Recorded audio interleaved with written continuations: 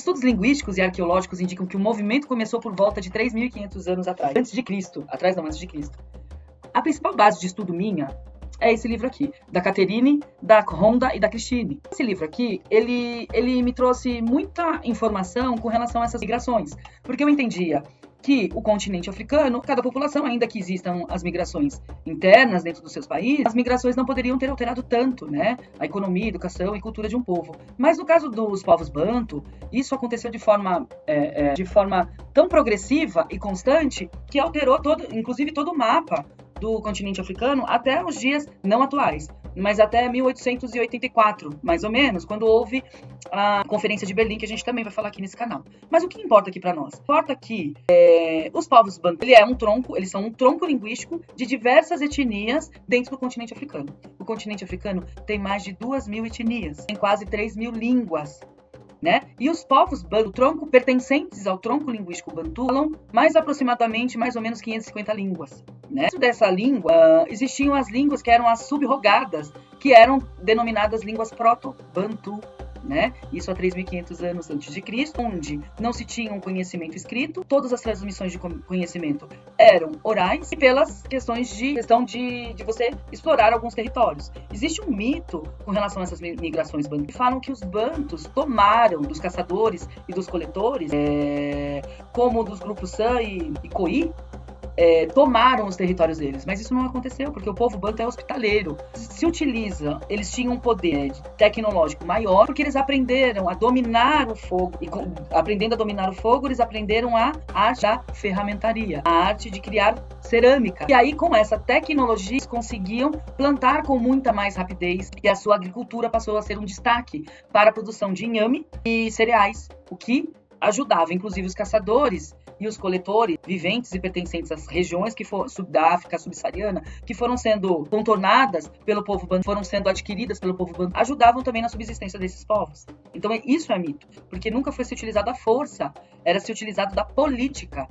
Os povos bantu, dentro do tronco linguístico bantu, eles eram políticos. Eles se utilizavam para adquirir novos territórios. Por isso que o tronco linguístico bantu maior falado é uma das principais famílias do continente africano. Lá nós podemos identificar, inclusive está neste livro aqui, né, nós podemos identificar 4 famílias principais linguísticas lá no continente africano. A gente tem a Níger-Congo, que é a língua bantu, porque este nome foi cunhado por um filósofo alemão, William Black, em 1889, mais ou menos, que ele cunhou esse termo porque ele entendeu que todas essas línguas, essas etnias, tinha uma visão de mundo muito peculiar, muito muito parecida, uma visão cosmológica muito parecida. Então, um alemão colonizador atribuiu a essas etnias o nome Bantu, o que está preservado pela Zoilda Loretta, que é uma brasileira que se preocupava, que estudou muito, falecida em 2015, ela se preocupava em manter a identidade e o pertencimento, das pessoas pretas, e com isso ela devolve com seus estudos a questão dos valores civilizatórios, né? Então ela entende que para se identificar, né, a cultura das pessoas pretas é necessário manter o que antropologicamente é determinado pela sociedade. Existem várias discussões com relação a isso, porém os povos africanos aceitam essa terminologia que foi dada pelo colonizador. E dentro dessas etnias, ainda que se faça essa diferenciação com relação a etnias, línguas, modo de vida, de cosmologias, eles entendem que eles têm nome. Isso está certo. Eles têm nome, eles têm a sua língua, eles têm a sua cultura. Por que eles têm que estar dentro de algum grupo? Todos do Brasil são brasileiros. Por que eles têm que... Cada país ali tem a sua cosmopercepção. Por que eles têm que estar dentro de grupos? Porque um alemão colonizador quis simplesmente, pela sua forma de vê-los e lê-los, estabeleceu que eles eram pessoas pertencentes a um grupo étnico. Né? Não existe um grupo étnico quando a gente está falando de países, né, que têm as suas línguas, culturas, políticas, educação individuais.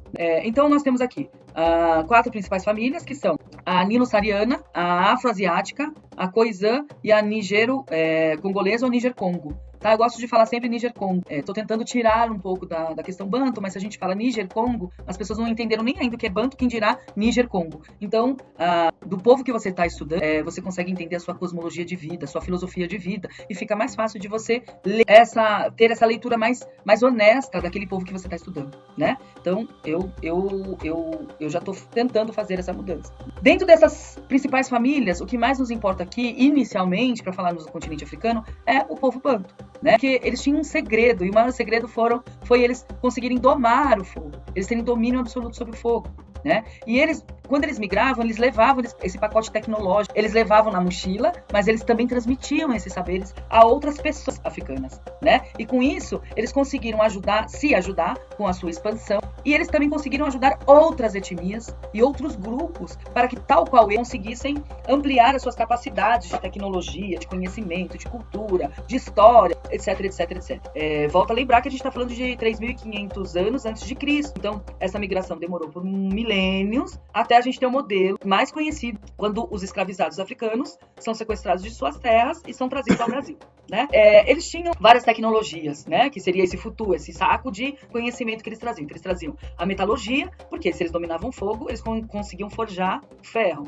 Eles também conseguiram cerâmicas, potes, né? Barro, conseguiram manipular o barro através do fogo, transformando em cerâmica. Essa cerâmica, historicamente, é o que ajuda os antropólogos e os historiadores a descreverem com mais detalhe essa questão da migração Banto, por isso que eles falam com tanta propriedade, que foi a migração mais importante da humanidade, porque eles têm indícios fundamentados no tempo, né, de que essas cerâmicas estão ainda sendo localizadas em vários territórios, então isso foi muito importante para a manutenção dessa cultura, dessa visão de mundo dessa população, né? A gente também tem a questão da agricultura e da pecuária, porque se eles trouxeram no seu futuro toda essa ferramentaria, toda essa tecnologia, eles também conseguiram produzir ferramentas para a agricultura e ferramentas para a pesca, então ninguém passava fome, né? E como eles margeavam, que eu vou falar daqui a pouquinho, tanto o continente, tanto a costa atlântica, quanto o rio Nilo, Congo, né, Níger-Congo, eles tinham a água, a agricultura e o fogo. Então eles tinham a tecnologia necessária para a subsistência, mas não foi uma tomada como se tivesse uma guerra no continente africano, muito pelo contrário. Houve troca de sabedorias, porque como eles são um povo pacífico, eles eram tidos como povos pacíficos, os caçadores ensinaram eles a caçar, a se defender, os coletores ensinaram eles a coletar objetos, né? Então, houve uma troca harmoniosa, em paz, dentro do próprio continente africano, para que todos se beneficiassem de todos. Na verdade, uma grande família, onde eles trocam sabedorias, trocam tecnologia, todos aprendem e todos ensinam, que é mais ou menos o que a gente vê dentro da cosmologia Bakongo, né? Continuando aqui, a gente também pode falar da rota, né? Uma rota foi tida como ocidental, foram duas rotas, uma ocidental e outra oriental. A ocidental desceu pela costa do Atlântico, né? Eu vou colocar um mapa em algum lugarzinho aqui, mas para deixar bem que uma desceu pela costa do Atlântico, atravessando as florestas tropicais, em direção à atual Angola e Namíbia, e a rota oriental seguiu em direção aos grandes lagos africanos e depois desceu pela costa do Índico até a África do Sul. Então, um foi de cima, lá do norte, passando pela costa e descendo até Angola, e o outro foi pelo lado sul, passando pelo Mar Vermelho e descendo ali até na África do Sul. Cabo da Boa Esperança, talvez, né? Eu vou tentar também colocar um mapinha por aqui, porque dá um trabalho editar. Não esqueçam que meu nome é Flávia D'Amico, tenho 34 anos de Umbanda, sou mãe de Santos do Terreiro Candeeiro aqui em São Paulo. Não esqueça de compartilhar, não esqueça de nos seguir. É um canal novo, que tem interesse de trazer a história desse continente e a nossa história de uma forma mais simples, porém com profundidade de conhecimento através dos meus estudos nesses 7 anos. Né? Eu vou pegar aqui só para vocês verem, não sei se vai dar para você ver. Então, desceu, o da costa ocidental desceu por aqui. Oh, meu Deus, é difícil, né? Fazer o contrário. Desceu por aqui. E a outra desceu por lá, pelo sul, tá vendo? E assim eles foram tomando todos esses territórios aqui no meio. E a gente vai ter a África subsaariana e a África austral. Não gosto e também eles não gostam. Então a gente tem que respeitar o povo que a gente está estudando e o povo que a gente está se referindo. Eles não gostam da expressão subsaariana, porque no entendimento deles, primeiro, foi dado novamente pelo colonizador. Esse nome foi atribuído por um colonizador, esse é o primeiro ponto. O segundo ponto, que sub para ele é algo que sempre será subdesenvolvido, né? E para eles entendem que todas as tecnologias existentes hoje no mundo partiram do conhecimento africano, mas que foi roubado pelos europeus após todos os epistemicídios que o continente africano passou. Então, por hoje é só. A gente falou um pouquinho das migrações de forma mais simples possível, para que você possa tentar entender um pouco e se aprofundar em seus estudos. É uma base bem construída, com diversos estudos. Hoje a gente falou bastante com relação a esse livro, a gente ainda vai falar um pouquinho mais dele. Depois a gente vai falar da Chimamanda Adichie, Ngozi Adichie. Depois a gente vai falar sobre Placide Temples.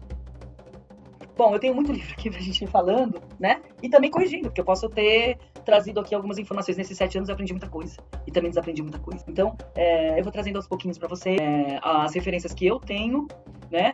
Pra poder instruir esse canal com boas ou melhores informações e possa instruir você aí nos seus estudos. Muito obrigada por me seguir. Muito obrigada por comentar. Muito obrigada por curtir. Ingunzo que há Ingunzo que há Ingunzo. A minha força pela sua força. Vamos retomar o que é nós, o que é dessa humanidade. Essas cosmologias que nos foram ocultadas ao longo de nossa existência. Aueta.